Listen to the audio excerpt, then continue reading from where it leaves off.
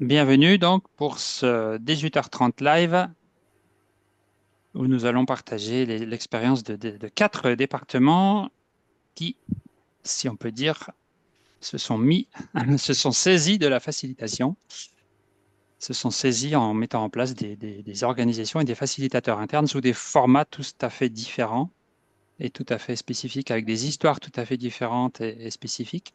Alors, quel voyage en France allons-nous réaliser ce soir? Un petit voyage à travers ces quatre départements, donc du sud au nord, on va dire, l'Hérault, le Rhône, la Vienne et la Seine-Saint-Denis. C'est d'ailleurs l'ordre des numéros aussi. Donc voilà, en préparant avec Annabelle qui est dans l'Hérault, avec Marie qui est dans la Vienne, avec Martin qui est en Seine-Saint-Denis et Margot qu'on voit beaucoup ces jours-ci parce qu'elle est membre très active de l'IAF France déjà depuis quelque temps, dans le Rhône. Voilà, on va vous proposer un temps de partage en plusieurs séquences et notamment on va commencer par une présentation de chacune et chacun des quatre départements. Voilà, leur structure, l'histoire de la facilitation, la manière dont c'est organisé, etc. Et puis ensuite, on creusera sur un mode un peu plus table ronde, et puis bah, ce sera aussi le moment où vous pourrez sans doute apporter des questions en plus de celles que nous avons identifiées. Alors peut-être on peut commencer par l'ordre, le numéro 34. C'est Annabelle. Voilà, je te Moi. laisse la parole et puis tu me fais signe pour tourner les pages. D'accord, merci. Bonsoir à tout le monde. Donc, moi, c'est Annabelle Dessin. Je travaille donc au département de l'Hérault en tant que facilitatrice interne et également pilote du réseau interne des facilitateurs. Concernant mon cursus en intelligence collective, j'ai suivi plusieurs formations et notamment le parcours de facilitateur professionnel avec l'organisme Formapart et également des formations qui ont été dispensées auprès du réseau en interne par l'École de la facilitation de Bordeaux. Voilà.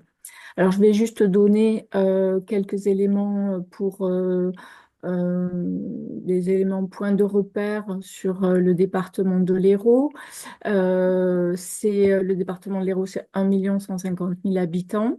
On est 5 600 agents, donc répartis sur l'ensemble du territoire, avec à peu près 50% d'agents qui sont vraiment territorialisés et environ 500 managers. Et la photo, enfin l'aquarelle en fait que vous voyez, c'est le pic Saint-Loup, qui est la montagne en fait de l'Hérault.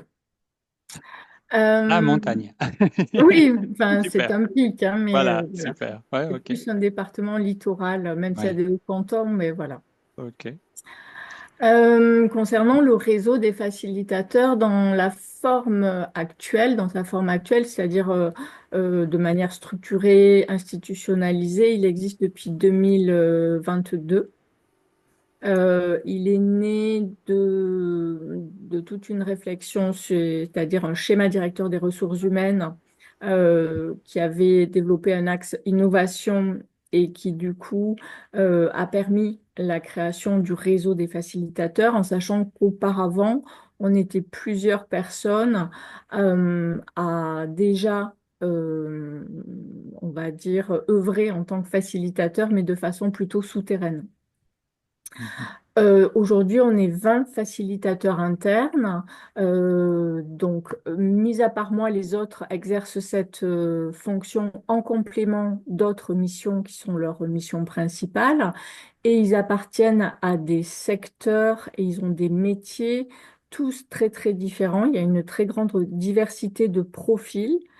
On a une infirmière, on a des ingénieurs, on a une archiviste. Enfin voilà, c'est vraiment très varié au niveau des profils et c'est un souhait et aussi une richesse pour la diversité des approches. Voilà. Et notre mission, bah, elle est assez large, hein, puisque notre objectif, c'est de diffuser vraiment une culture collaborative et d'accompagner vraiment le développement de compétences et de pratiques collaboratives au sein de la collectivité. On a différents formats d'intervention. Si tu peux passer à la slide suivante, hein, s'il te plaît. Oui. Donc, on mène des facilitations, c'est-à-dire qu'on va concevoir, animer et puis restituer des séminaires, des ateliers à la demande d'un commanditaire. On vient aussi faire de l'appui collaboratif, c'est-à-dire que on va co-concevoir avec une personne qui souhaite elle-même animer des ateliers. On va l'aider à un appui méthodologique. Et puis, on accompagne aussi des démarches qui vont s'inscrire davantage dans la durée, avec peut-être plusieurs temps forts collaboratifs, mais qui ont plus une visée de transformation à long terme. Donc, voilà. Alors, pour vous donner quelques... Alors, tu peux passer... voilà, je ne sais pas si on a mis aux exemples. Voilà, quelques chiffres peut-être tirés du bilan d'activité 2024. On a fait 25 interventions collaboratives en 2024. On a accompagné 4 démarches. On a fait 9 facilitations et une douzaine d'appuis collaboratifs. Ça nous a permis de toucher 1000 agents à peu près, euh, c'est-à-dire un cinquième de la collectivité. Et sur les thématiques d'intervention, on est sur des thèmes autour de la transformation managériale, les stratégies internes et l'innovation et les transitions, beaucoup. Donc, quelques exemples, peut-être dans la slide suivante, Stéphane. Voilà, on a accompagné un pôle en charge du patrimoine et de l'habitat qui souhaite se projeter son activité dans les prochaines années et réussir la transition écologique dans ce secteur à travers le projet Bâtir demain. La transition écologique aussi était au cœur d'un projet qu'on a accompagné dans le secteur social pour voir comment cette transition impactait les publics et comment le champ de l'accompagnement social pouvait aussi intervenir et accompagner ce changement. On a accompagné un séminaire d'encadrement dans le secteur de la protection maternelle infantile et puis une autre intervention pour aider à concevoir le nouveau plan de mobilité de l'administration. Voilà. Donc on voit qu'il y a des thématiques d'intervention qui touchent en fait la plupart des grands domaines d'intervention du département lui-même, de ses champs de compétences. Donc ça, c'est une satisfaction pour nous de voir que, enfin, voilà, hein, ces méthodes, ça nous on le sait, mais elles sont applicables et transposables dans différents secteurs et à différents niveaux également de l'organisation, euh, que ce soit auprès de groupes d'agents. Mais également, il nous est arrivé de faciliter le groupe de direction, par exemple, ou différents comités de direction. Voilà. La petite particularité au département de l'Hérault, c'est qu'on est vraiment axé sur l'interne. On ne travaille pas pour l'instant avec les élus et on ne travaille pas non plus avec les usagers. Ça, c'est un Mhm. parti pris qui a été fait dès le départ. Voilà, on n'intervient pas auprès des publics et des bénéficiaires des actions départementales. Alors juste, j'ai terminé avec quelques éléments pour reprendre la thématique sur la puissance de la facilitation. Moi, je crois que la puissance de la facilitation interne, elle tient au fait que on peut vraiment développer une approche systémique parce que je pense qu'on a une très bonne connaissance du contexte dans lequel on intervient, une bonne compréhension assez rapide des enjeux aussi euh, et des enjeux des acteurs qu'on peut connaître aussi par rapport à l'histoire qu'a une organisation. Donc ça, je pense que ça nous permet de bien nous situer euh, et nous positionner dans nos interventions. La puissance, elle tient au fait que aussi on vise la diffusion d'une culture collaborative. Donc c'est pour ça qu'on tient à faire de l'appui et on dispense aussi des formations. en interne. Et puis, voilà, l'idée, c'est d'essaimer à tous les niveaux de l'organisation. Euh, et on essaye de le faire le plus possible. Voilà. Mhm. Ok, merci Annabelle, merci C'est- pour cette présentation pour ce qui concerne donc le, le fonctionnement, enfin l'organisation et le fonctionnement dans l'Hérault. Alors on va grimper les numéros de département. On va passer chez toi, Margot, voilà, dans le Rhône. Donc bonsoir à tous. Donc moi je suis Margot Jacta, je suis facilitatrice en intelligence collective, formée pour le coup par Odile Dascalis, mais peu importe. Euh, moi je suis au département du Rhône en fait dans un service, une direction qui s'appelle la direction optimisation et appui au chantier transverse et c'est une direction qui est directement rattachée au directeur général des services. Ce service il est très récent, enfin cette direction elle est récente elle a 18 mois, même pas. Et en fait, elle a été montée face en fait à à un contexte qui est assez commun, je pense, à beaucoup de collectivités liées aux problématiques budgétaires, hein, aux baisses des recettes.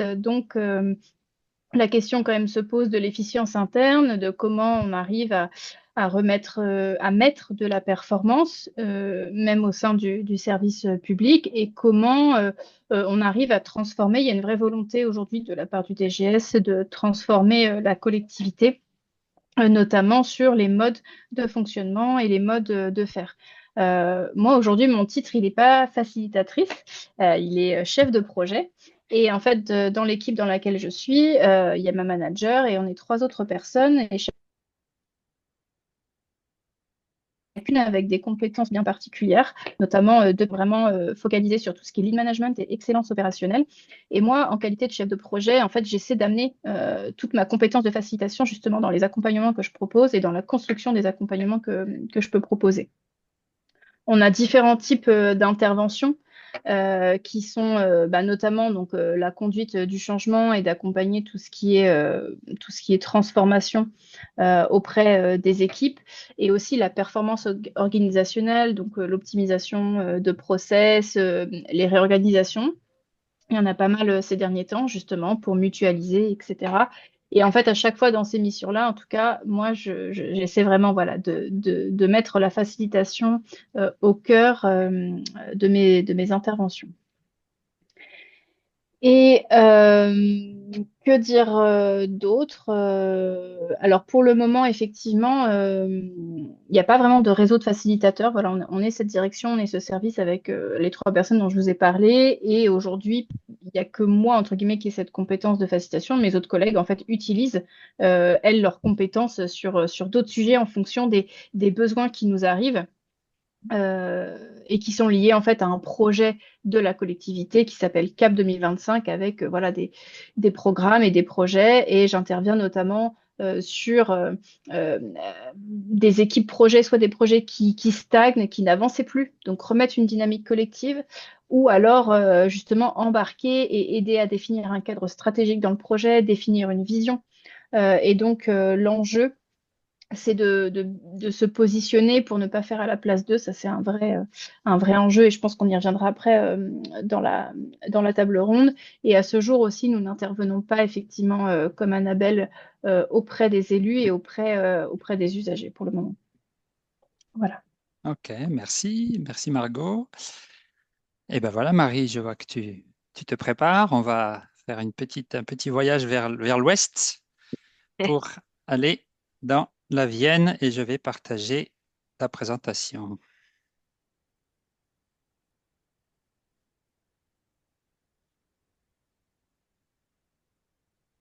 Alors, nous, dans la Vienne, donc, on est un petit département, hein, si je compare avec l'Hérault de tout à l'heure, nous, on est à peu près 440 000 habitants dans tout le département. On est à peu près 1600 agents au sein du département.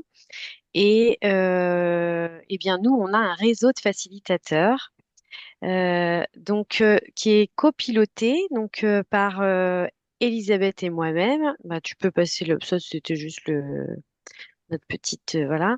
Elisabeth qui est présente, voilà. Qui est présente. Voilà, Oui, Elisabeth qui est tout à fait. présente. Donc, on est deux copilotes et on a en charge quelques missions qui concernent notamment bah, l'animation du réseau de facilitation. Donc, on gère, il y a une quinzaine de facilitateurs aujourd'hui actuellement qui sont formés au sein de toute la collectivité. Donc, je reparlerai un peu après des profils, mais nous aussi, ce sont des agents qui viennent de différentes directions et qui ont différentes missions au sein de la collectivité. Donc, ils ont leur mission à réaliser, hein. Ils sont toujours en poste et en plus de leur poste et de leur mission habituelle, bah, ils ont été formés à la facilitation et donc ils accompagnent un certain nombre de projets. Donc, je parlerai un peu après. Donc, nous, en tant que copilote, on doit animer ce réseau pour qu'il reste dans un esprit d'équipe, de solidarité, parce que c'est vraiment l'ADN hein, de notre réseau. On est toujours les uns pour les autres. On est facilement, on se connaît très bien maintenant. On a commencé, enfin je le dirai après à quel moment tout ça a commencé, mais c'est assez récent. On est référent, nous, Elisabeth et moi, auprès des responsables hiérarchiques de tous ces facilitateurs, puisqu'ils ont ils sont au sein des directions et avec des responsables hiérarchiques. Et puis, on est aussi garant des rôles des uns et des autres dans les groupes de travail, puisque les facilitateurs ne doivent pas empiéter ou on ne doit pas les faire empiéter sur le rôle des chefs de projet, notamment qu'ils accompagnent. Et puis, nous, en tant que copilote, on coordonne en fait les actions du réseau avec la démarche globale d'innovation collaborative de notre collectivité bah, pour que notre réseau finalement réponde aux besoins qui sont identifiés par la collectivité. Et on fait aussi de la communication globale auprès de l'ensemble du département. Donc, sur la slide suivante, voilà. Je remettais les dates, enfin comment en fait tout cela est arrivé. Finalement, c'est arrivé avec l'arrivée de notre nouveau DGS en octobre 2021, puisqu'on a eu un nouveau président du conseil départemental en 2021 et que on a eu un nouveau DGS qui est arrivé avec cette envie de modifier un peu la manière dont on avait l'habitude de travailler dans notre collectivité. Et donc, ça passait par bah, le lancement d'une démarche d'innovation collaborative, voilà, au sein vraiment de l'ensemble de la collectivité. Et il a souhaité lancer cette démarche et s'aimer cette démarche en démarrant par le haut, en se disant qu'il allait d'abord travailler avec tous les collaborateurs euh, managers. Donc, en fait, en novembre 2022, qui a été vraiment le lancement de cette démarche, il y a eu un grand séminaire des cadres donc, il y a à peu près 180 personnes qui étaient à ce séminaire. Donc, tous les DGA, bien sûr, mais également les directeurs, les chefs de service, enfin voilà, tous les gens qui ont du management au sein de la collectivité, donc dans toutes les directions.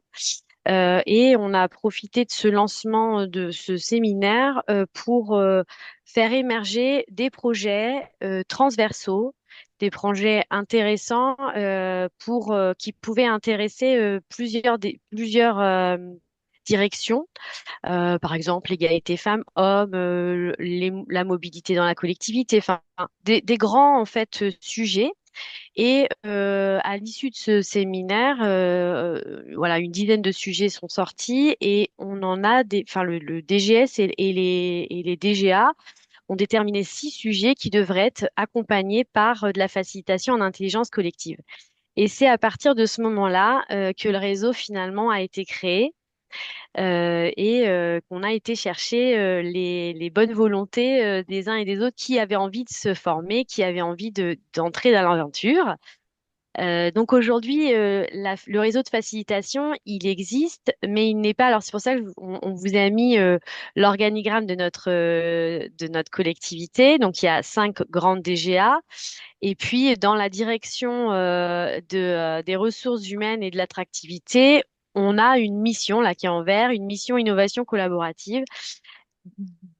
Et aujourd'hui, bah, cette mission, on n'a personne à son poste. Il y a pas une personne qui a été. Alors, on a eu malheureusement, on a eu une personne, mais qui est décédée. On a perdu notre collègue.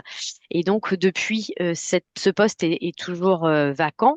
Mais nous, en parallèle, le réseau s'est constitué, a continué de vivre et de à continuer son travail. Mais on n'est pas vraiment, on n'est pas dans une direction comme le disait Margot tout à l'heure chez elle dans le Rhône. Nous, on est disséminés dans l'ensemble des directions. Donc, j'en viens à la slide suivante où notre réseau, eh ben, c'est 15 facilitateurs. Donc, tout comme chez Annabelle, différents métiers, différents grades, différentes directions. Ce qui permet en effet de d'essaimer cette culture de la facilitation un peu partout. Par contre, c'est très codifié.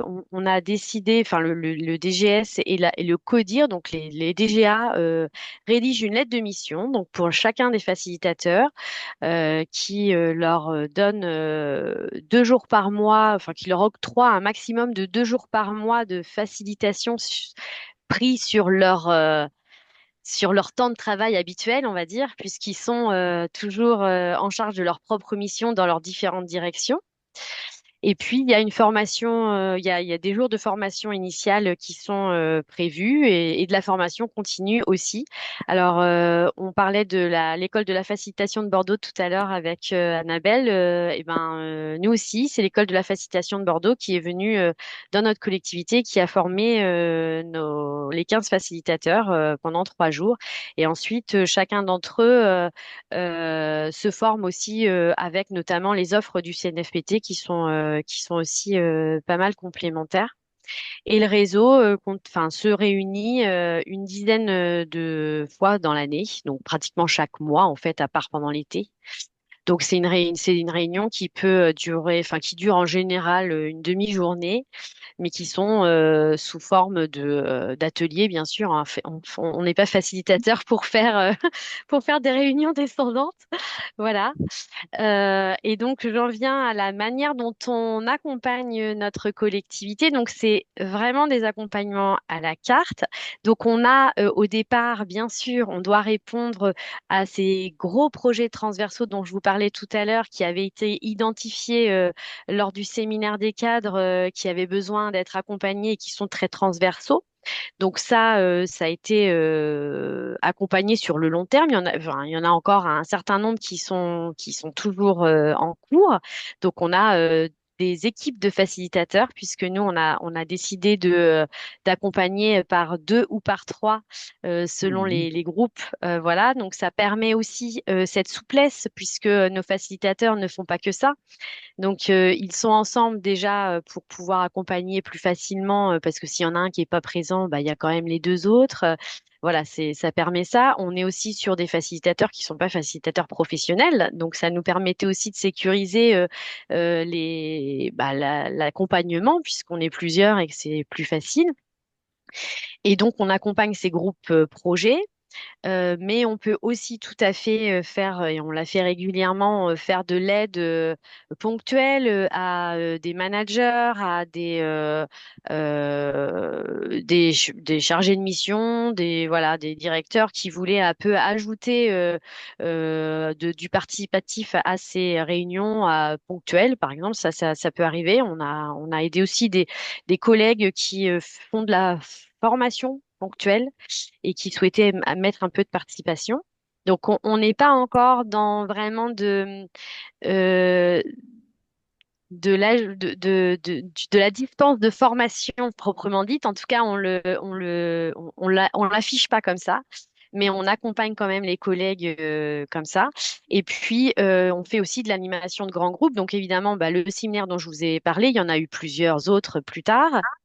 Et puis, on a aussi des directions qui sont amenées à réunir des partenaires extérieurs et qui font appel au réseau pour animer des demi-journées, des journées, etc. Et nos rencontres, elles ont, alors nous, chez nous, on a accompagné aussi bien des groupes qui étaient constitués d'agents du département que mixer agents et partenaires extérieurs, voilà, ça peut être tout un tas de choses, hein, parce que ça peut être des collègues, enfin des agents qui avaient prévu des réunions avec des partenaires sur l'insertion, par exemple. Donc c'était voilà des partenaires hors collectivité.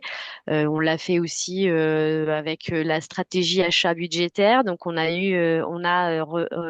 euh, rencontrer, enfin fait se rencontrer des acheteurs dans les marchés publics qui sont lancés par le département avec les collègues qui rédigent les marchés publics pour que ça puisse voilà que tout le monde puisse comprendre voilà c'était intéressant voilà ce genre de choses et puis aussi on a fait travailler nos élus et on les fait régulièrement travailler nos élus de cette manière-là donc ça c'était un grand challenge puisque bah voilà, la collectivité bougeant ses lignes sur la manière de travailler en interne, c'était quelque chose qui revenait régulièrement. Bah oui, nous on travaille comme ça, mais nos élus, alors, est-ce qu'ils pourraient pas intégrer nos groupes de travail parce que ce serait intéressant aussi qu'ils voient bah, la facilitation en action. Et bah, ça a été totalement bien, au contraire, plébiscité par notre président hein, du conseil départemental. Et puis, on a beaucoup d'élus qui aujourd'hui font partie de groupes de travail au même titre que tout un tas d'agents. Donc, c'est assez intéressant et riche, du coup. Voilà. Merci Marie pour cette présentation. Voilà, on va continuer un petit peu plus vers le nord et vers l'est pour aller en Île-de-France, en Seine-Saint-Denis, avec Martin. Oui, bonsoir, bonsoir à tous. Merci Stéphane. Donc moi je suis Martin Préau, je travaille à la mission innovation territoriale du conseil départemental de la Seine-Saint-Denis. La mission innovation territoriale, elle a été créée au début 2020, vraiment opérationnelle après la première grosse vague de Covid, donc plutôt septembre, automne 2020. Mais voilà, donc on a 6 ans d'existence aujourd'hui. L'idée de la création de cette mission, c'était à la suite d'une réorganisation, mais c'était vraiment le désir de faire rentrer les usagers, les partenaires du département dans la fabrique des politiques publiques, des dispositifs, euh, avec une approche qui s'appuierait à la fois sur l'intelligence collective et le design. Tu peux passer à la slide suivante peut-être, Mhm. Stéphane, pour vous dire que je travaille dans une équipe qui s'est appelée un temps Pôle Innovation. Aujourd'hui, on est redevenu Mission Innovation. Je vous passe tous les aléas organisationnels. Mais pour dire qu'on est aujourd'hui 2 facilitateurs au sein de cette équipe et 3 designers plus une apprentie. Et on collabore au quotidien notamment dans l'accompagnement de projets, puisque en général, on accompagne souvent en binôme avec un facilitateur et un designer en fonction des projets qui nous sont présentés. L'équipe là s'est étoffée ces 2 dernières années, puisqu'on a pu, on a pu recruter un designer supplémentaire et un facilitateur supplémentaire. En termes Quand tu, d'intervention, quand tu dis designer, tu peux préciser peut-être leur champ de compétences, parce que le design, ça représente pas mal ah de oui, choses différentes. c'est très large. Alors, voilà, chacune a un peu sa spécialité, mais disons, c'est une logique de design de service Mhm. globalement, avec certaines spécialités, soit sur le design graphique, soit sur le design d'espace, et aussi le design d'objets et d'interfaces pour Erika notamment. Mhm. OK. Ce sont des gens qui sont à la fois généralistes et qui ont une corde un peu plus spécifique pour certains. En termes d'intervention, eh ben, ça ressemble un petit peu à ce qu'on a pu entendre précédemment. Tu peux passer à la slide suivante. En gros, on a deux grands modes d'intervention. Le premier, c'est l'accompagnement de projet. Donc c'est souvent notre critère d'intervention principal, c'est le fait que à un moment ou un autre du processus, on fasse entrer des usagers, des partenaires et évidemment des agents dans la conception, la révision des dispositifs. Donc souvent, c'est des accompagnements assez longs qu'on va contractualiser et faire signer par nos directions respectives, nos DGA respectifs. Et puis on a aussi un mode d'appui un peu plus ponctuel qu'on appelle la brigade d'intervention méthodologique. Et là, c'est des sessions un peu courtes pour débloquer un problème, penser un projet, un peu dans la logique d'appui qu'évoquait Margot tout à l'heure.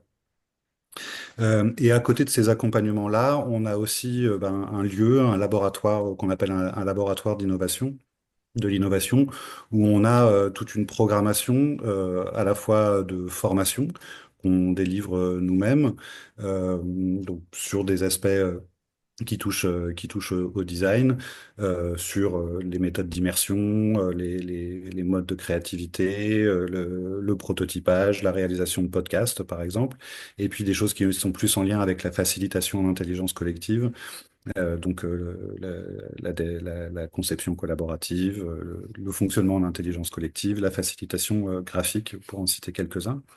Et puis on organise aussi des événements assez régulièrement en s'inscrivant dans des événements nationaux comme le mois de l'innovation publique. Donc on avait toute une programmation en novembre dernier autour de l'IA. On s'est amusé à mettre l'IA en procès, à faire un atelier d'intelligence artificielle collective, voilà, ce genre de choses. Euh, L'idée étant qu'on cherche aujourd'hui à équilibrer en fait notre charge de travail entre ce qu'on fait en accompagnement de projet, qui est très mobilisateur et souvent un peu long, où on intervient en accompagnement méthodologique d'équipes projet constituées par les directions, et la partie labo qui nous permet de toucher plus largement au sein de la collectivité, les agents, diffuser une culture d'innovation. Et puis cette année, on a lancé notre premier dispositif en propre, qui était un dispositif d'appel à idées auprès des agents, qu'on a transformé au travers d'un marathon créatif et qui va donner lieu à une série d'expérimentations qu'on espère démarrer prochainement. On voit la DG à ce sujet vendredi après-midi, si tout va bien. J'ai mis une dernière slide qui représente un peu, qui est un visuel qu'on utilise pour donner à voir à notre hiérarchie comment on avance sur nos différents projets. Euh, En suivant un peu les grandes étapes d'une méthodologie de design. Mais c'est plutôt pour évoquer, en fait, un peu comme mes collègues, la diversité des champs d'intervention. Donc nous, on est beaucoup sur les politiques publiques et on essaye de l'être. Donc on travaille notamment beaucoup avec le pôle solidarité Mm. sur des questions d'insertion, de services sociaux. On travaille aussi avec la protection maternelle et infantile qui a été évoquée, mais on travaille aussi avec les collèges. Notamment cette année, on a deux gros projets qu'on mène avec eux, avec les parcs, avec la voirie, l'eau et l'assainissement. Enfin, on essaye de travailler un peu avec tout le monde. On n'est évidemment pas spécialiste de ces domaines, mais spécialiste de nos méthodes qu'on met au service de nos collègues pour amener leur projet un petit peu plus loin, disons. Voilà. Ben, je vais m'arrêter là peut-être. Merci Martin pour cette présentation. Merci à vous quatre. Alors, en préparant cette rencontre, on a identifié quelques sujets qui pourraient peut-être, voilà, enfin, qu'on pourrait creuser, mais peut-être avant de démarrer sur nos sujets, je me dis que vous avez sans doute vous-même vos propres questions et on pourrait déjà prendre un premier temps d'écoute de vos questions-réactions ou quels sont les points qui vous interrogent avant et peut-être que ça couvrira nos propres réflexions, voilà, qui souhaitent s'exprimer. On a vu arriver quelques participants aussi. Ah tiens, on vient de perdre Evelyne. Voilà, s'il y a déjà des questionnements, étonnements, réflexions. Oui, Jacques? Oui, bonsoir à toutes et tous. Oui, je suis arrivé un tout petit peu en retard.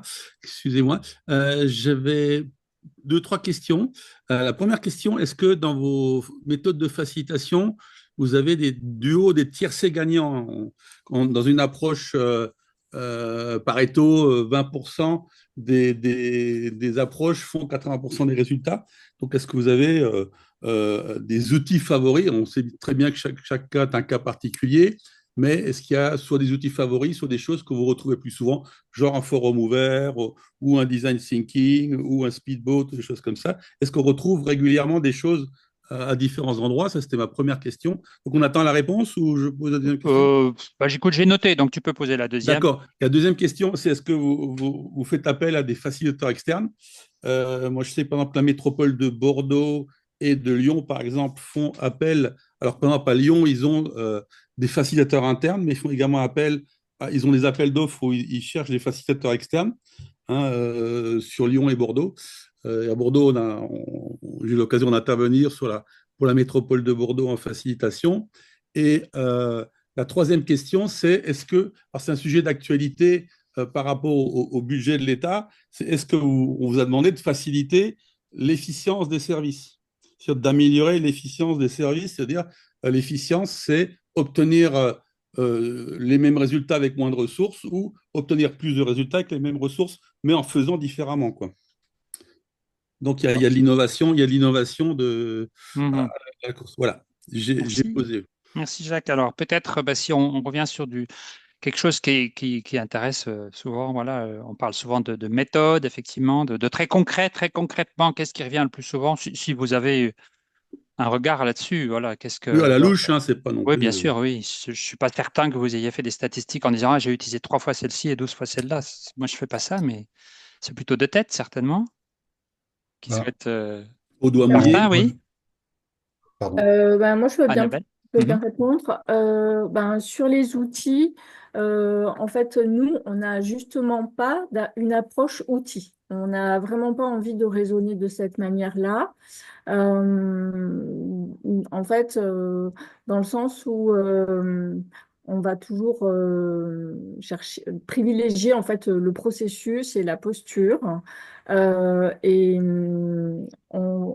plus souvent, on conçoit ou on adapte ou on détourne ou on remalaxe des outils qui peuvent exister, des World Café, des choses comme ça.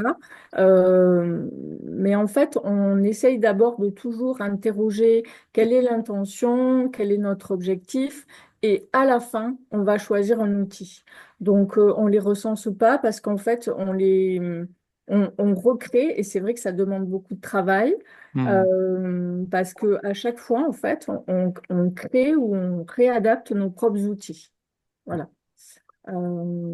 Et ça, c'est une volonté et quelque chose sur lequel on est très attentif. Après, on amène de la souplesse parce qu'en fait, on a effectivement des gens qui viennent nous solliciter pour avoir des outils.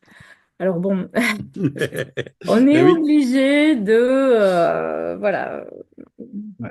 Moi, Tenir s'assouplir un petit peu compte de ça, quoi, des fois. sur ouais, cette Ouais. posture. Voilà. je Merci. Ouais. Pour ce qui est du recours aux facilitateurs externes, alors pour nous, non. Et ça rejoint un peu la troisième question sur la question de l'efficience.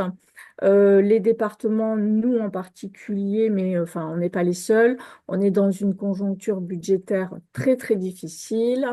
L'actualité récente, ça a été de boucler un budget pour 2025. Ça a été la préoccupation et l'urgence. Et malheureusement, dans cette urgence, nos décideurs n'ont pas pensé à faire appel à l'intelligence collective. Ok, merci Annabelle pour cette vérité-là aussi. Martin? Ouais, je rejoins beaucoup Annabelle sur les outils. C'est vrai que très souvent les gens viennent nous voir pour avoir des outils et on leur rappelle qu'avoir une caisse à outils sans connaître le fonctionnement d'un moteur, bah, c'est pas très efficace.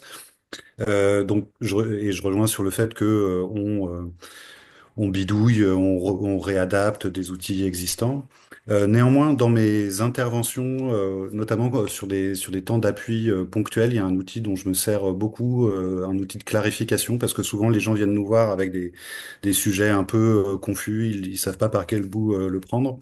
Ça s'appelle dur, mou, flou. C'est très simple, hein. On fait 3 colonnes, dur, mou, flou. Dur pour ce dont on est sûr, c'est acté, y a pas besoin d'y réfléchir. Mou, on sait qu'on veut le faire, mais on sait pas quelle forme ça va prendre. Et flou, bah, tout le reste. Et, euh, et en fait, c'est un outil quand même assez efficace pour clarifier les choses auprès d'un commanditaire ou auprès de quelqu'un qui vient vous chercher parce qu'il sait plus comment prendre quelque chose. Mhm. Euh, Ça nous arrive de faire appel à des facilitateurs ou des designers externes. Ça dépend en fait de la nature des projets et de comment dire et de notre charge de travail en fait. Euh,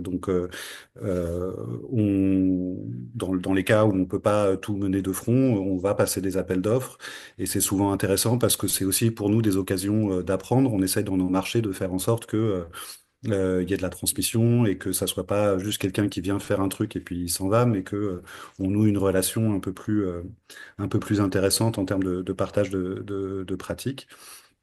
Et pour l'instant, on a échappé à la mobilisation sur l'efficience.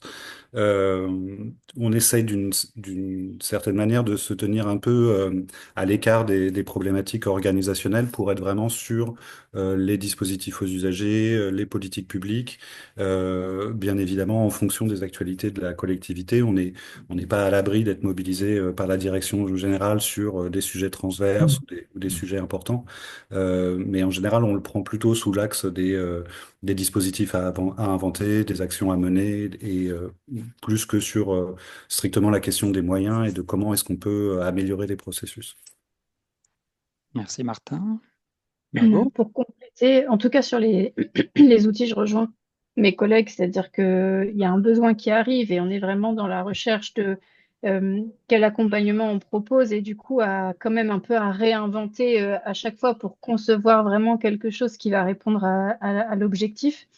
Et je répondrai peu sur la question du coup de l'efficience parce que comme je le disais, nous, notre direction, c'est la direction optimisation et appui au chantier transverse et elle a vraiment de volonté à aller chercher l'optimisation et l'efficience dans les processus, dans les modes de fonctionnement. Donc, moi, en tout cas, dans ma facilitation, c'est ce que j'essaie de mener. Donc sur des accompagnements spécifiques, par exemple sur un projet qui était à l'arrêt depuis quasiment 18 mois, où en gros, bah, on a été mobilisé pour dire, bah, en fait, faites quelque chose, quoi. Qu'est-ce qui fait que ça n'avance plus?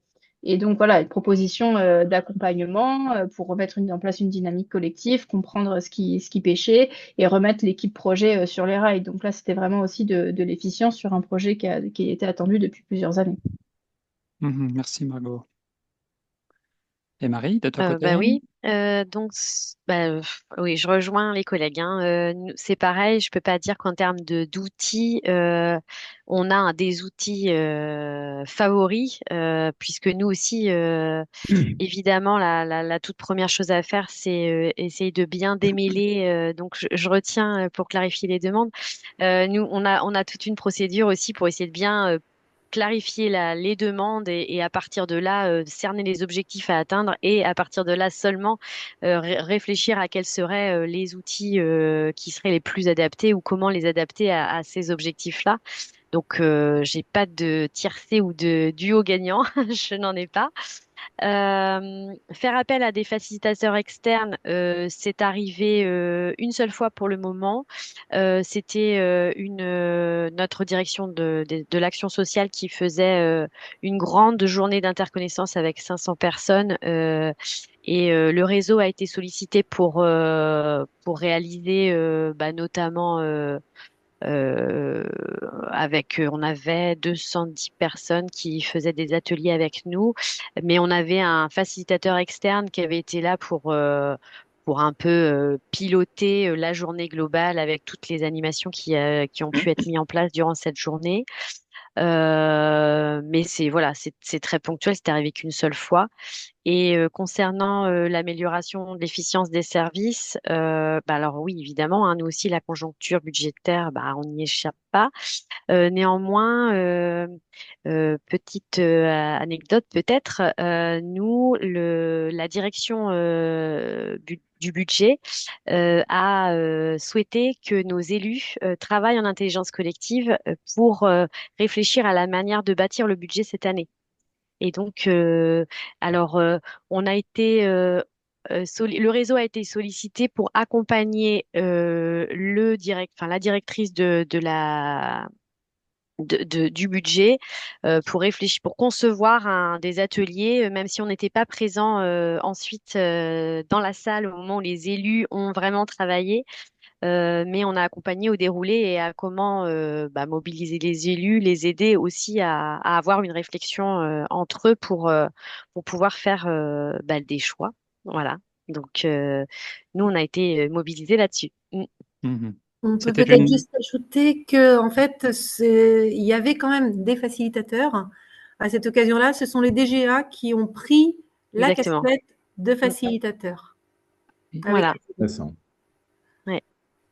en ayant été formé, enfin, comment ça s'est passé donc? Parce que c'est On pas... avait vraiment bien clarifié le déroulé avec la directrice et avec un des DGA, avec le rôle des uns et des autres à mener ensuite. Et donc, ils ont été briefés par le DGA à ce C'était une moment-là. immersion mise en situation C'est ça. totale. Oui, mais que fait-on de la terrible, sempiternelle posture à ce moment-là? On est resté sur de l'outil. Non, non, non. Ah bon? Ils avaient, oui, ils étaient en retrait et étaient là pour faciliter. Oui, oui, D'accord, donc il y avait Ok, la posture aussi super. qui était Oui, là. la posture également. oui, oui. Super. Ah, c'est une expérience intéressante, oui. Mm. Ok, merci pour ces différents points. Alors, dans nos échanges préalables, on avait évoqué, par exemple, le fait que ça a été dit par l'une ou l'un ou l'autre d'entre vous, hein, vous êtes amené à accompagner des projets et il y a des managers et il y a des chefs de projet. Comment faire pour garder chacun sa bonne place? Ne pas prendre la place des autres ou ne pas se faire refiler la responsabilité par les responsables en titre. Est-ce que peut-être vous avez des témoignages sur cette tension qui peut arriver, qui peut se produire ou pas? Moi, je veux bien commencer. Marie, oui. Donc, au niveau du département, pour les groupes de travail qui avaient été fléchés facilitation, ça a été très réfléchi. Il y a en fait un commanditaire qui est souvent un élu, enfin le président du conseil départemental ou un élu en charge d'une mission. Ce commanditaire en fait a écrit une lettre de mission à un chargé de projet, enfin, ce qu'on appelle chez nous un coordinateur de projet. Et donc, il a une lettre de mission avec une durée, des objectifs à atteindre, etc. Et donc, le facilitateur ou l'équipe de facilitation de deux ou trois personnes qui accompagnent ce coordinateur de projet, eh bien, ils ont des rôles qui ont été bien définis au tout départ. On a bien remis, bien réexpliqué au coordinateur aussi quel serait leur rôle et quel serait le rôle des facilitateurs, et c'est pas les mêmes. Et ça empiète pas de cette manière-là. Et il est arrivé, évidemment, hein, les groupes, ça vit. Donc, il est arrivé parfois Elisabeth et moi, en tant que pilote du réseau, soyons saisis par les facilitateurs qui nous disent, là, attention, on a des difficultés avec ce coordinateur de projet parce que soit ils nous en demandent trop, soit ils nous en demandent pas assez, mais voilà, c'est pas forcément évident. Et à ce moment-là, tout simplement, on prend un temps avec le coordinateur et on remet bien à plat les rôles de chacun et voilà, qui peut faire quoi à quel moment. Voilà. Mhm. Merci, Marie, oui. De notre côté, Margot, oui. on s'est confronté quand même à plusieurs reprises, enfin, en tout cas, à se poser cette question et on en est arrivé que, du coup, on a défini différents niveaux d'intervention et il y a des fois, on fait de la chefferie de projet parce que, en fait, il n'y a pas le choix, soit parce qu'il n'y a pas la compétence, soit parce qu'il n'y a pas le temps. La personne est chef de projet, mais elle n'a pas le temps de consacrer tout ce qu'on demanderait de faire. Et après, quand on est vraiment, du coup, on va dire dans la facilitation et dans l'accompagnement et l'appui, je dirais que on essaie de clarifier dès le départ quel est le rôle de notre direction, quel est le rôle du coup de l'équipe projet. On redéfinit bien la gouvernance, les rôles et responsabilités. Et après, je trouve que en tant que facilitateur, c'est un vrai défi quotidien, justement, après en fonction hein, des projets qu'on mène, etc., mais d'avoir la juste posture et d'être en mesure de jouer sur les casquettes. À quel moment j'ai cette casquette-là, à quel moment j'ai la casquette de facilitatrice. Et du coup, c'est pas facile de toujours jongler entre ces différentes casquettes. Et quand on est facilitateur, de vraiment jouer ce rôle de facilitateur, de pas intervenir sur le contenu et de vraiment être aidant et support. Et ça, c'est un vrai, je trouve, challenge en tant que facilitateur aussi. Et alors, petite particularité, c'est que toi, tu es seule facilitatrice. En tout Euh, cas, j'ai la seule qui a cette compétence de oui. facilitation et mes Et autres collègues, elles comment, ont d'autres compétences. du coup, est-ce que les autres membres de l'équipe te permettent quand même d'avoir ce miroir qui peut être nécessaire ou comment Et tu qu'est-ce que tu fais? Parce entends par que miroir? tu vois, parfois on peut être un peu piégé dans une relation qui n'est pas tout à fait juste et tout seul, c'est pas facile de voir clair. Voilà. Oui. Alors, j'échange avec mes collègues, mais surtout, j'ai un groupe de supervision sur lequel justement j'échange beaucoup sur ces problématiques-là pour prendre du Hmm. recul sur ma pratique. Donc, c'est comme ça aujourd'hui quand même aussi que j'essaie voilà, d'ajuster ma posture. Ok, super, merci. Oui. Sur cette question, d'autres interventions ou Ouais. on prend les questions qui arrivent? Non, Oui, moi je Martin, voulais oui, juste dire un Martin. mot rapidement. Oui. Euh, je vais parler surtout des accompagnements, mais en fait, pour essayer de clarifier ça, en fait, ça renvoie à une problématique plus générale du fonctionnement du mode projet au sein de la collectivité, euh, bah, qui est ce qu'il est, disons. Et donc, on a tout un processus dans nos accompagnements longs d'instruction de la demande et qui aboutit à une contractualisation, ce qu'on appelle des contrats de réciprocité, où on va vraiment poser très clairement les grandes étapes de la démarche et ce qu'on fait les uns et les autres, c'est-à-dire nous, dans notre qualité d'accompagnement et la direction de son côté, ou les directions, le cas échéant ce qu'on attend d'eux en termes d'investissement, en termes de temps, en termes de disponibilité, etc.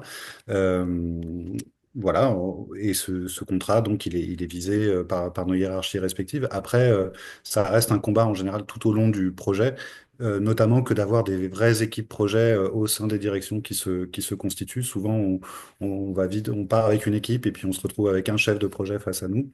Donc ça reste assez compliqué. On essaye quand même, voilà, au travers de ce processus, de ce contrat, de pouvoir y revenir et de dire quand on sort des clous Il y que a un ça. référentiel, il y a une base Voilà, mais il y a une de base au départ clarification, ouais, sur de laquelle départ et de on s'est mis clarification. Oui. d'accord. Ouais. Ok. Et je vais passer la parole à Annabelle avant de donner la parole aux autres questions. Oui.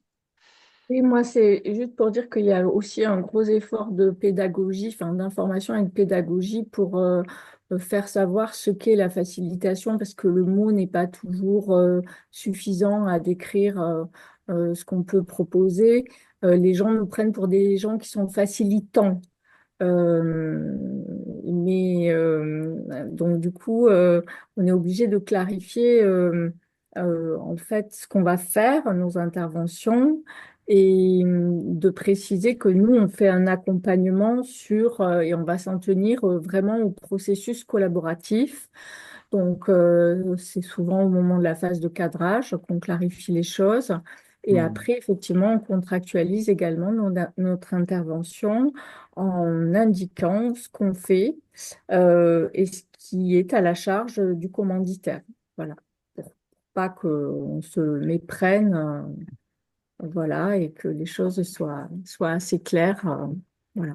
Ok. Merci, avocate, pour ces éléments. Alors, Jacques avait encore une question, une réaction peut-être? Non, une question, c'est je voulais rebondir sur ce que dit Marie et également Martin. Dans l'esprit, on traite les demandes. Et comment traitez-vous quand vous voyez qu'il y a des besoins? C'est un grand classique entre la demande et les besoins. Et quand vous voyez des besoins qui sont non exprimés, donc pas en demande, comment est-ce que vous traitez? Est-ce que vous traitez que la demande? Voilà. Ok. On va prendre plusieurs questions à la file. Je vais passer la parole à Eric. Eric, qui est presque un voisin, on va dire, hein, de Meurthe-et-Moselle. Hello à tous, vous m'entendez? Oui, ça marche.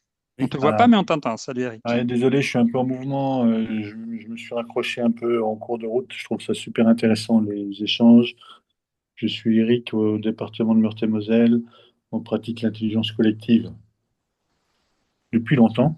Et juste ma question, parce que je vais devoir aussi déconnecter, ben, c'est super intéressant ces échanges. Et au-delà de ce qui se fait là maintenant, je ne sais pas si c'est un réseau qui existe déjà ou qui peut perdurer. Ou... Ma question était comment rester en contact pour approfondir le moment venu ou échanger sur justement ben, des questions qu'on peut avoir sur des actions de grands groupes, des prestations, des actions qu'on peut avoir. Voilà. Super, tu nous projettes vers le futur, la suite de cet échange. Ouais. Donc ça, Merci, super Eric. intéressant. Si ça n'existe pas, que ça puisse perdurer, pourquoi pas. Absolument. Et alors, Olivier? Oui, alors deux questions très simples. Donc, ça fait quelques années maintenant que vous faites de la facilitation dans ces collectivités territoriales. Et donc, qu'est-ce que finalement vous avez observé comme réaction dans le temps? Est-ce que vos utilisateurs, vos directions, vos managers, qu'est-ce qu'elles disent aujourd'hui de la facilitation? Est-ce que ça améliore les résultats plus rapidement? Ça augmente l'énergie des équipes? Ça a un impact peut-être en termes de transformation?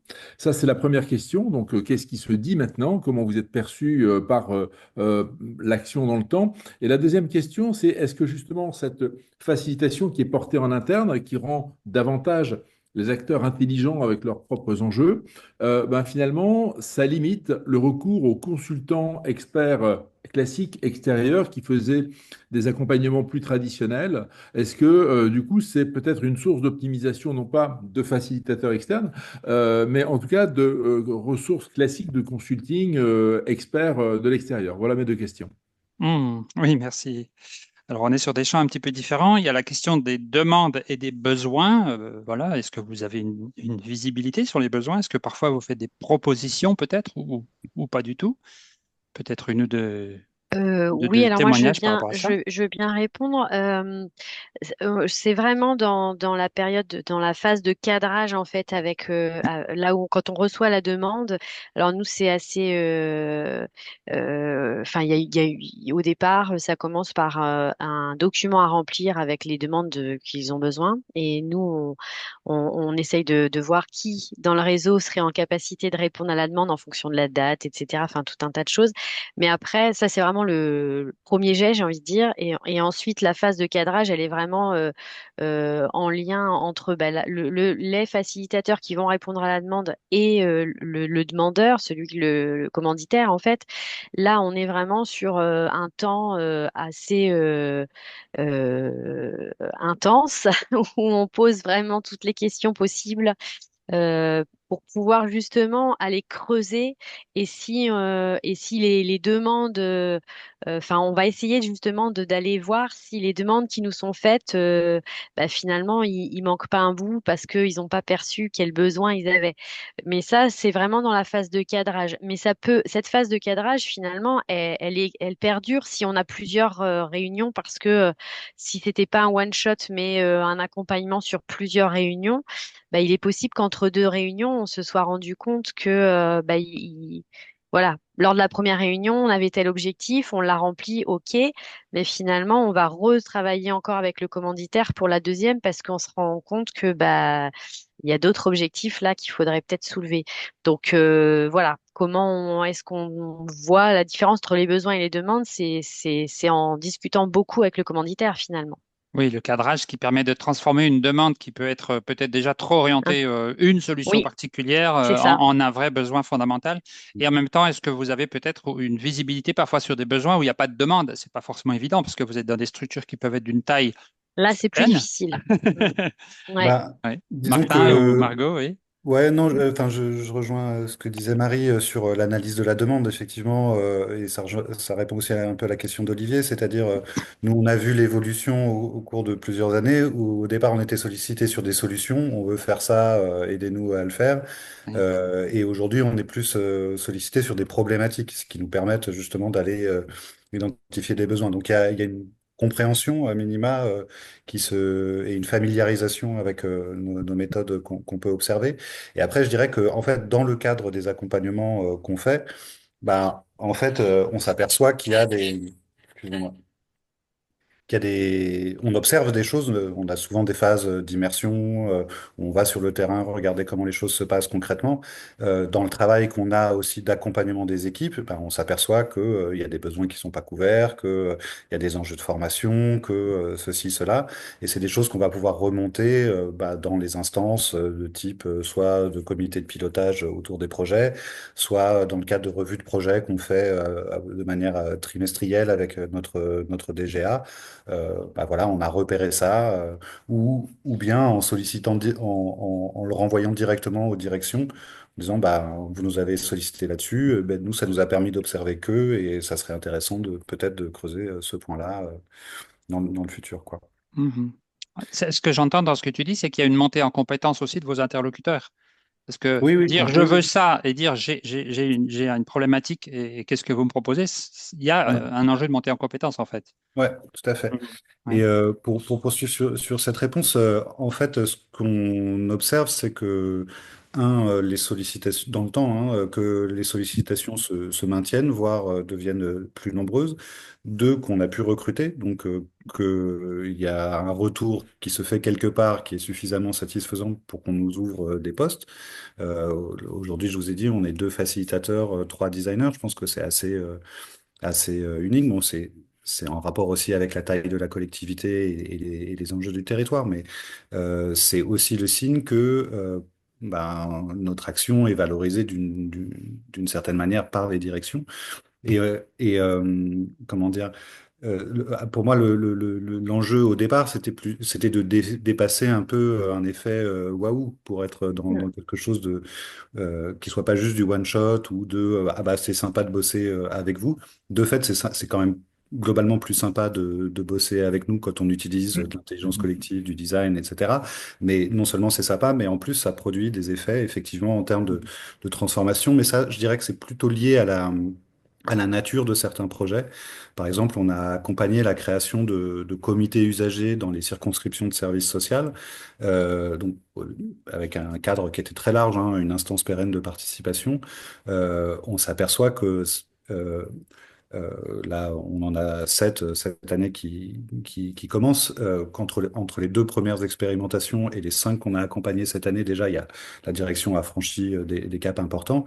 Ça transforme à la fois l'organisation, parce qu'il faut réadapter le fonctionnement du service pour s'organiser autour de cette instance, et ça transforme les personnes, parce que ouvrir des espaces de dialogue comme cela, bah, non seulement ça mobilise davantage le pouvoir d'agir des personnes qui sont accompagnées, mais ça met les travailleurs sociaux et les agents des circonscriptions dans un rapport complètement différent avec les personnes, ce qui n'exclut pas le suivi individuel et l'accompagnement, mais le fait de dialoguer à parité autour d'un cercle de parole, bah, en fait, ça paraît Mhm. bête, mais ça transforme quand même considérablement des choses.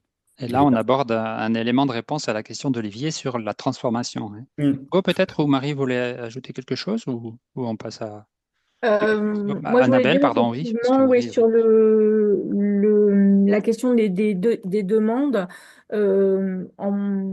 au démarrage de nos interventions, on a surtout un rôle de conseil,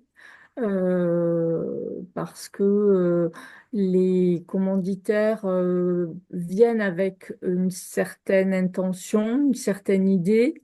Mais nous, on va décortiquer vraiment leurs besoins, le contexte, l'environnement.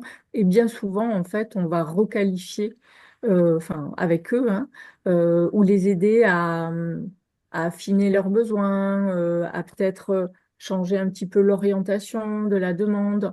Donc, c'est une étape importante.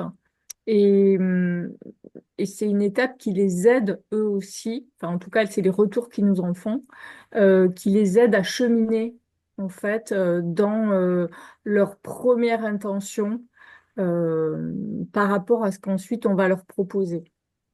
Voilà, Mhm. ça, Ouais. c'est déterminant. Oui, c'est un enjeu. En fait, le travail a commencé bien avant qu'il ne se voit, Mm. bien avant qu'il ne soit visible. Oui, merci. Oui. Peut-être pour répondre à une autre question, celle que tu avais, Olivier, sur est-ce que ce qu'on fait permet du coup de ne pas faire appel à de l'externe. Euh, Notamment des consultants, tu disais, Olivier, hein, qui apportent des alors, réponses. C'est ça que tu pensais. Ça, si les réponses ah oui. sont en interne. Alors, en tout cas, je ne sais pas sur la partie consultant, mais en tout cas, sur une thématique en particulier, la directrice, elle a participé à un atelier et quand elle a vu du coup ce qu'on avait été capable de faire, elle a mis en suspens un devis d'un prestataire externe qui visait justement. Alors, il y avait plusieurs choses hein, dans ce devis, mais en se disant, mais en fait, vu ce que vous faites, je pense que vous pouvez le faire. Et effectivement, en lisant le devis, moi j'ai dit, bah, ça oui, ça oui, ça oui, ça non. Par exemple, c'est de la prospective, ça clairement je maîtrise pas. Il y a personne qui maîtrise, donc ouais, la prospective c'est quelque chose de bien particulier. Mais sur d'autres thématiques, donc on n'a pas encore de résultats très concrets parce qu'on est très récent, nous pour le coup, 18 mois. Mais je pense que quand même, ils commencent à se rendre compte que on peut réussir à obtenir des résultats et du coup aller optimiser des coûts externes parce qu'on est quand même aujourd'hui très focus sur optimiser les coûts, optimiser les ressources, etc. Oui. Merci. C'est un bel argument pour la facilitation, justement, ce point en ce moment. Oui. Oui, d'ailleurs, c'est un des points qu'on avait abordé dans nos discussions préalables, cette question du budget et des coûts. Alors, je me rends compte que Lorenzo l'avait levé la main sans la lever, puisqu'il avait levé la main dans la messagerie, dans le chat. Alors, peut-être, Lorenzo, tu peux nous partager ta question maintenant, plutôt que de la laisser encore refroidir un petit peu. C'était déjà il y a quelques minutes. Ouais, non, franchement, je vous remercie, l'IAF, d'avoir organisé cette session, parce que je trouve que dans l'environnement de la facilitation, ça manquait cette dimension autour de tout ce qui touche au territoire. Et je voudrais rebondir un peu sur la question d'Éric tout à l'heure, de Nancy, c'est bien ça, hein, c'est Oui, Éric, je oui, crois. oui. C'est effectivement, euh, est-ce qu'il y a déjà des rendez-vous, des réunions, des échanges avec d'autres départements, comme on le fait là aujourd'hui entre vous quatre, mais également au niveau territorial, au niveau national, parce que je pense qu'il y aurait vraiment des pépites à retirer les uns les autres. Vous-même, vous l'avez dit, vous adaptez dire, certains outils, ça pourrait être utile à d'autres, que ce soit des personnes qui sont au sein des territoires, comme ceux qui sont tout simplement à leur compte aussi.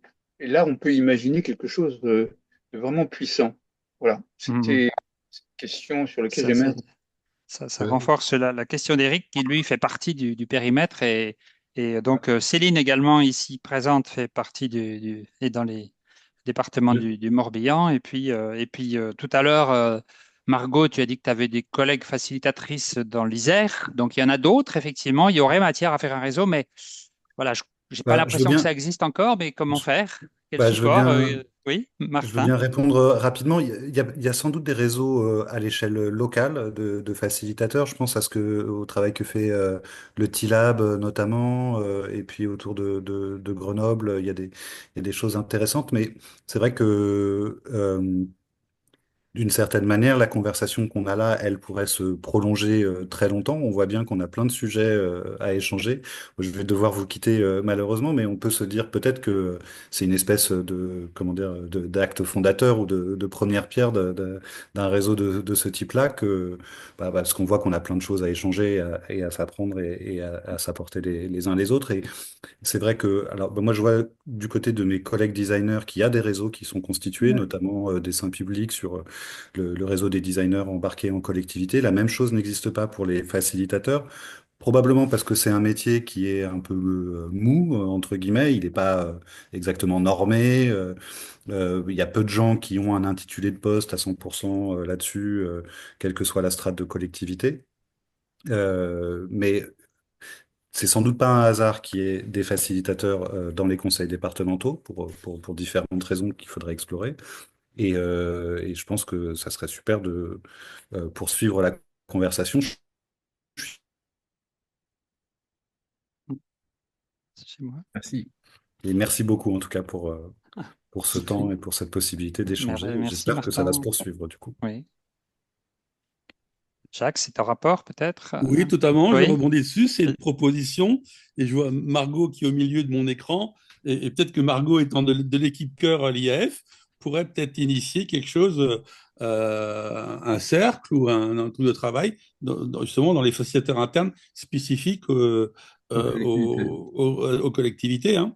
Alors, c'est une proposition, tu n'es pas obligé de répondre maintenant, et puis après, Non, mais Absolument, je ça vais peut être un demander sur projet, ça le. peut être... Ouais, c'est une suggestion ouais, dont tu pourras parler à la prochaine réunion de l'équipe cœur de ouais. l'IAF. Je Voilà. rebondis Voilà, bah sur le point de Martin, Jacques, c'est une réflexion qu'on a en parallèle sur le monde de certains RH en entreprise. voilà, Je c'est la pense même qu'il chose, y ouais. a des notions de communauté dédiées à initier. Il y a un besoin. Merci. Alors, Marine doit nous quitter. Merci, Marine, d'avoir participé. Donc, Martin est déjà parti, il a été contraint. Solène, une question, Oui, une je voulais réaction? réagir sur les communautés de facilitateurs parce que j'anime des formations pour le CNFPT, du coup, autour de l'intelligence collective. Ah, super, oui. Et en Île-de-France, il y a la communauté des facilitateurs d'Île-de-France qui permet un peu de faire réseau, même si voilà, il y a sûrement d'autres réseaux à créer. Il y a quand même des choses qui existent et je pense aussi, alors j'ai été auparavant également salariée d'un centre de ressources politiques de la ville, donc c'est une structure associative et on avait initié des formations autour de l'intelligence collective et aussi des temps pour se retrouver et pour échanger sur les pratiques. Enfin, d'ailleurs, ça continue d'exister cette sorte de mise en réseau, voilà. Donc, c'est pour témoigner de choses qui peuvent exister. Ok, ok, super. Alors, Annabelle, Euh, oui? ouais, il existe effectivement des réseaux. Alors, au niveau local, moi, je fais partie d'un réseau qui s'appelle Oasis sur la région Occitanie et qui était une émanation en fait des labs qui étaient pilotés par les SGAR Mhm. rattachés aux préfectures. Et donc, voilà, on se rencontre. Par contre, c'est plusieurs entités publiques, hein, que ce soit collectivités, régions, métropoles, départements, mais aussi des services de l'État. Et effectivement, le CNFPT a porté toute une démarche autour de l'innovation. Le CNFPT, c'est le centre de formation des agents territoriaux, donc ça concerne les collectivités territoriales. Et au niveau national, il y avait une démarche innovation je sais, notamment pendant le Covid et après, a été très active. Il y avait des cercles Mhm. sur des thématiques particulières. Oui, il y a eu Euh, les universités de l'innovation publique territoriale à plusieurs reprises, voilà, c'est effectivement. ça. Oui, j'ai eu l'occasion de Et participer. apparemment, là, ils vont relancer aussi une dynamique autour de l'innovation en ciblant les innovateurs publics. Voilà, apparemment, c'est en train de se faire. J'ai eu quelques infos ce matin, mais voilà, ça va s'organiser. Donc, il y a ça. Il y a aussi un réseau au niveau plus national de la DITP, la Direction interministérielle à la transformation publique, qui propose notamment un réseau de facilitateurs euh, voilà, national où il y a des rencontres. Là, ça concerne peut-être davantage les services de l'État. Ouais. Mhm. Ok, alors Élise doit nous laisser. Merci, merci Mhm. d'avoir participé. Merci pour ta participation aussi. Oui.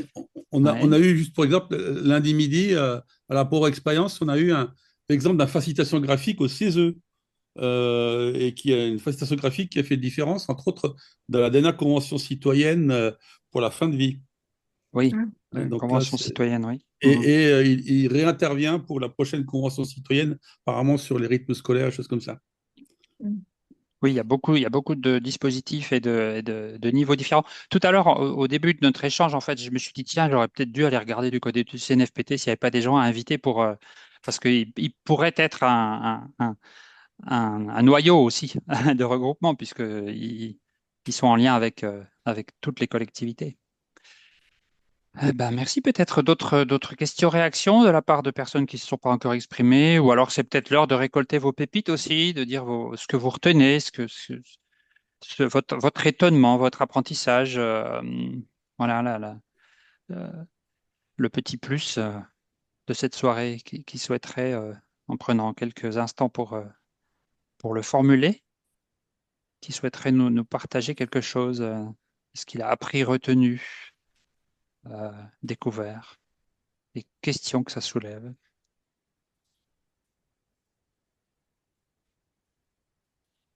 Je vais rester dans mes rythmes, enfin dans mes trucs somatiques, voilà, ce qui surgit, voilà, ce qui reste, la pépite à laquelle je pars. Voilà, peut-être Hmm. quelque chose qui est en train de se creuser. Je sais pas, voilà, Hmm. Hmm. là, c'est le corps qui parle, hein. Donc, bon, j'ai montré. Merci. Céline, tu peux expliciter un petit peu ce que tu as écrit sur les questions de posture? Je ne sais pas si tu peux nous parler, ça dépend de l'environnement dans lequel tu te trouves. Ah, tu n'as pas de micro. OK. OK. Hmm. Alors, on avait évoqué dans la préparation la question des contraintes, et notamment des contraintes budgétaires et autres, qui fait que parfois on ne peut pas aller aussi loin qu'on voudrait. Oui, Annabelle? Juste un élément peut-être que on n'a pas évoqué. Certains collègues ont parlé d'un portage par le président, par le DGS, qui avaient été des éléments moteurs, qui avaient été des sponsors pour impulser une démarche. Et je crois que Marie disait que il y avait une volonté de vraiment balayer l'escalier par le haut. Euh, dans ma collectivité, c'est un petit peu différent. C'est une démarche qui est arrivée plutôt par la base ou plutôt par les côtés. Et c'est une démarche qui, on va dire, est encore assez vulnérable et qui tient beaucoup à des personnes.